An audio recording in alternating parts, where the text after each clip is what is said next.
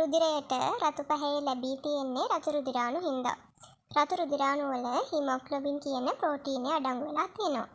Haemoglobin වල තමයි යකඩ ඇතුළත් වෙන්නේ.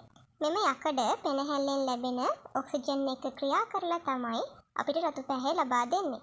අපේ ශරීරයේ අවයව කරහා ඔක්සිජන් ප්‍රවාහනය කරන්නේත් මේ යකඩ.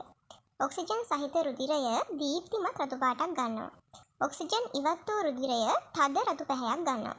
හිමොග්ලොබින් වල යකඩ අණු පොප්‍රයින් නැමැති පරමාණු වලල්ලක් ආකාරයට තමයි බැඳලා තියෙන්නේ. මෙම විශේෂිත හැඩයද රතු පැහැය ලබා දෙන්න හේතු වෙලා තියෙනවා. බුරප කකුළුවන්ගේ ලේ නිල් පැහැය වෙලා තියෙන්නේ ඔවුන්ගේ රුධිරයේ ඔක්සිජන් ප්‍රවාහනය සිදු කරන්නේ තඹා යන හින්දා.